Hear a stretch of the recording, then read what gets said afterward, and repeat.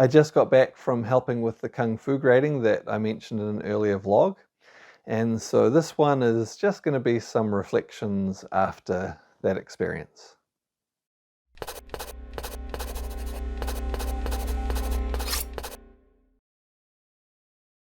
So this is going to be an indoor vlog. I'm trying to do most of them outdoors, but it's pretty late and it's dark outside.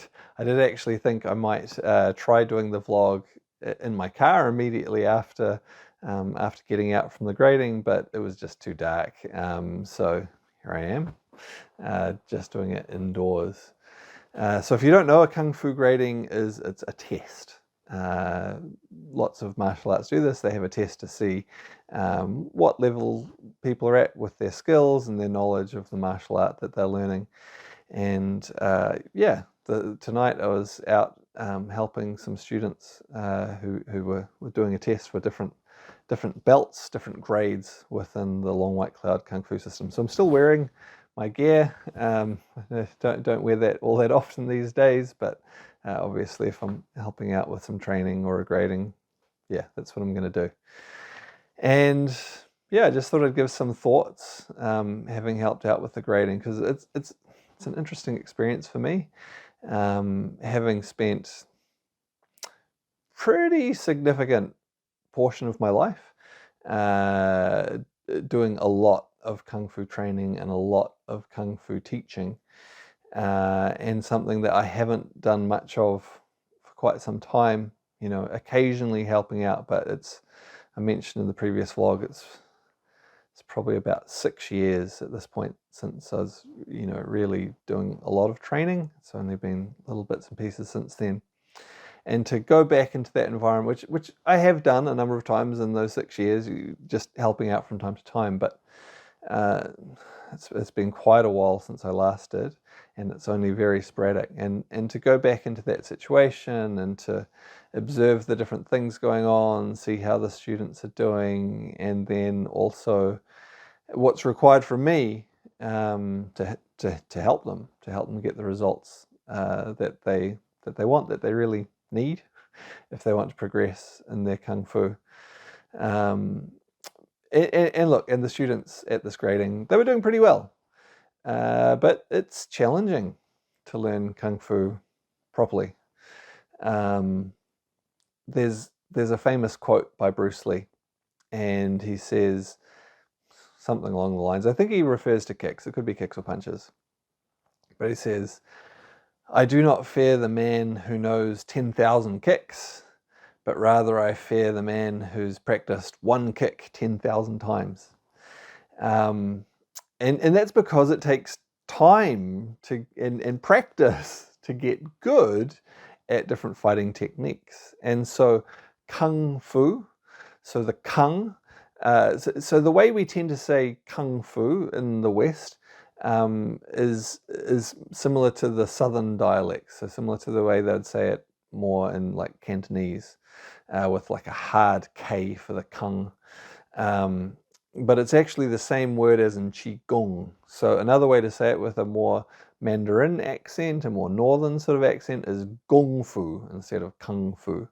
But because Kung Fu became popular or reasonably well known in the West quite some time ago, and when the more southern dialects, I guess, were spoken more, or people more familiar with some of that in the West, it's commonly referred to as Kung Fu. So I refer to it that way, but again, could be Gong Fu.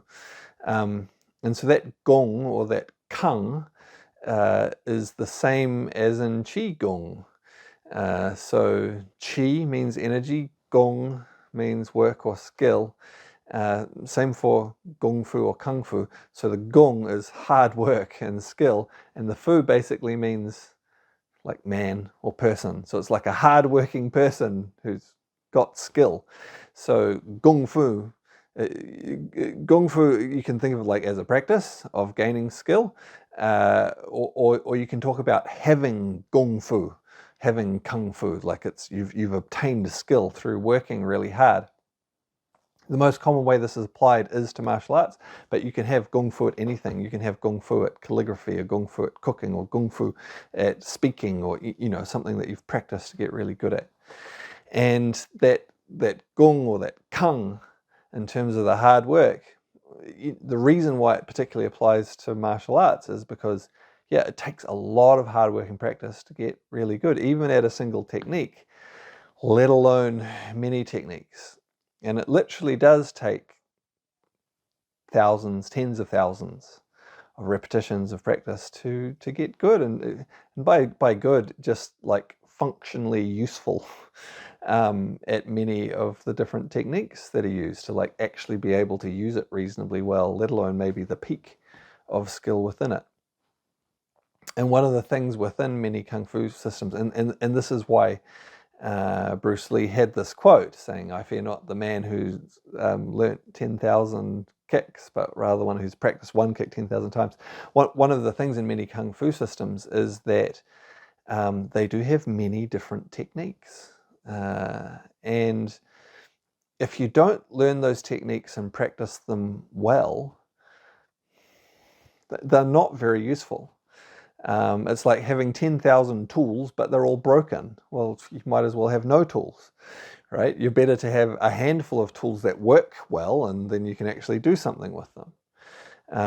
And it's a real challenge within Kung Fu, having so many techniques to learn, to then learn them well enough, drill them well enough to get good at them. And because the ideal often within many Kung Fu systems is to not be the man who's learnt one kick and practiced it 10,000 times, but to be the guy who's learnt 10,000 kicks and practiced each of them 10,000 times, so that you're actually really good with a whole lot of different techniques. That requires a lot of work, a lot of practice, a lot of dedication. And going into this grading again, the students are doing pretty well. But just recalling what it took, what it took from me when I was learning, when I was first learning Kung Fu, I would drive all over the city to different places, different nights of the week, different days, to train with whoever I could find, whoever was teaching. Because there are a few people teaching different variants of the style that I was learning at the time, and you could consider some of them were a bit more orthodox, and some of them were a bit more doing things their own way, a few sort of wild seeds in there. I would go and train with everyone I could find. And in addition to that, I would train every day by myself for a couple of hours a day. And then I would also go find everyone I could train with. And I did that for quite a few years. And then when I was teaching, just what it required to teach my students, to get them up to a level of skill that they could not just know the techniques, but they could actually apply them and use them.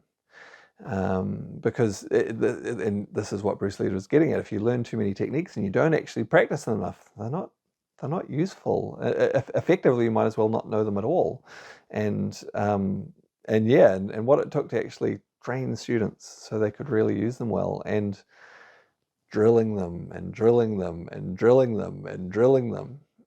Also working with, I guess, particularly in Kung Fu, so there's learning how to do movements. There's a lot that you can do by yourself to understand the movements, to develop physical capabilities, to do different techniques. But then there's a whole lot where you need to have a partner. You need someone to hit, to kick, and to be hit and kicked and attacked and grabbed and thrown by, right? And to understand that dynamic interaction. And so you've got to get really comfortable with that contact to be able to get hit and to hit literally thousands of times in any one session. And then little by little by little, you build up the skill and it gets ingrained. Similar to what I talked about in the earlier vlog, I was talking about forms and how just like doing the movements, they get ingrained in your body. There's another layer to that, particularly in the context of Kung Fu, is having ingrained what happens in contact, in interaction with someone else. And a lot of that comes through contact. You need to have have that contact, and it's really challenging. And I guess doing this grading, I do think from time to time about, well, maybe at some point I'll get back to teaching Kung Fu again. I think it's likely at some point I will. I don't know when that will be, because I just simply don't have the availability at the moment to do what I would need to offer people the training to a level that is needed to really understand the techniques and be able to apply them, because it requires a lot of the student. It actually requires quite a lot of the teacher as well, to be able to guide them through that process and give them that training experience.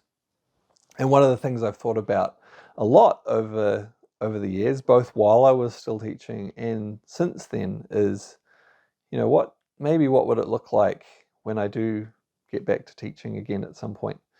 Because I really want people to really get the practices. If I'm going to teach, I want them to really understand it, really be able to use it. Because you run into this issue of people understanding stuff in theory, right? And so they might, even worse, you have people doing techniques and they don't even know what they're supposed to do in theory, and so they end up just waving their hands around, or feet, hands, feet, body, waving everything around. It's like, it's something, but they don't even know what it's for. Another level beyond that is like, okay, techniques, and in theory what it's for, but you've never actually practiced it, or if you have practiced it, you haven't practiced it to a level that you can actually do it, actually apply it. And there's an awful lot of that out there, where, and essentially at that point, unless someone has trained it to a point where they can actually apply it, the technique is lost, because it becomes meaningless without the application, and then it becomes, there's the classic saying, Chinese whispers. It gets passed down and it gets changed a bit and changed a bit, because it's detached from its actual usage, its actual application. And so, when I was teaching, and since then, I've thought a lot about, okay, well, what is the best way possibly to train people, to give them the best chance of, there's all the things they can get out of Kung Fu. There's enjoyment and physical fitness, and the social aspect of interaction, acting together, that's all important as well, but also helping them to really get the essence of the practice of the martial art as well. And because it's rare to actually have a student who really, really gets it. People will get it to varying degrees, right? And some will, they'll get enough for what they need. When trained well, again, it comes down to training well, even just a handful of the Kung Fu techniques is enough to be effective in self-defense and sort of combat, unarmed combat, that is, sort of situations, sort of 90% of the sort of situations that might occur, maybe even more, maybe 95%, just with a handful of techniques.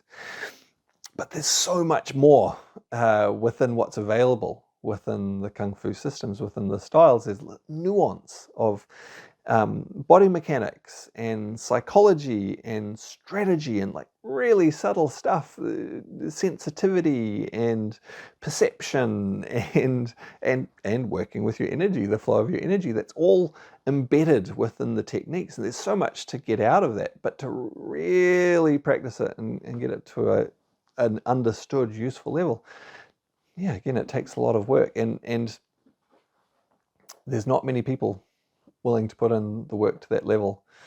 I remember watching, it was like there was a documentary that someone had made, and I probably watched this like 20 years ago, and it was someone, and they'd gone around, they'd interviewed a bunch of, I think you'll know from, if you've been watching the vlog, I'm not big on titles and things like that, but masters, teachers of Kung Fu in, I can't remember where it was exactly. I think it was somewhere in Southeast Asia. And they went around and they talked to a bunch of these different Kung Fu teachers, and it talked about their experience of trying to pass their art on in the modern age, and the challenges they had in terms of just finding someone willing and able to learn it, so that it could actually be passed on. Because the modern age is a bit different from in the past. In some ways, it wasn't necessarily easy to train in the past either.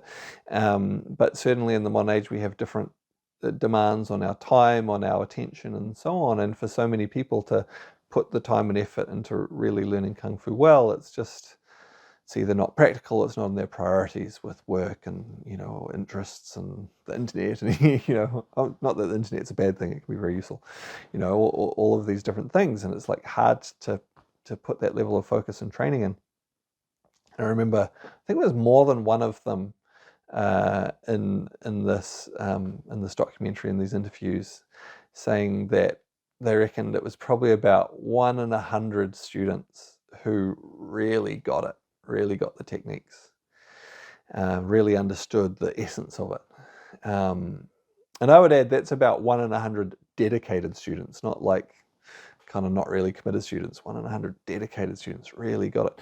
And at the time, thinking about my own experience training and teaching, I thought, yeah, that's probably about right. About 1 in 100, like really, really getting it. And that was 20 years ago. I think if anything, it's got harder to have the focus, the dedication, And so, what would it take to be able to train these better in a way that gives people the highest chance of success in terms of really understanding, applying the techniques? And again, people don't need to necessarily really get the full essence. People can get a smaller portion and get what they need out of it, absolutely. But what would it take? I certainly know what it's taken for me, others that I've seen in terms of the level of dedication and drilling. I wonder in terms of maybe teaching in other formats instead of the whole, going to classes. Realistically, for a lot of people, it's going to be once or twice a week. Maybe they can go to a class, right? If you're super dedicated, maybe you can go to one every day, but still it's for a limited time.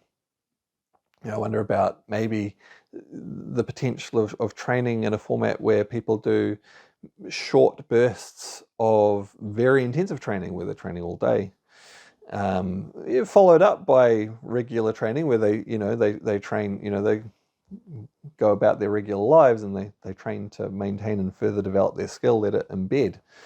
Maybe that could be a good way to do it, because there's a huge benefit that comes from intensive training. Often you can make a big leap forward by having a period of like really focusing on something.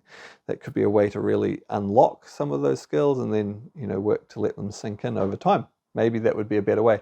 I do know at least one martial arts teacher based in the UK who a few years ago was working with a system like that. He was getting people together.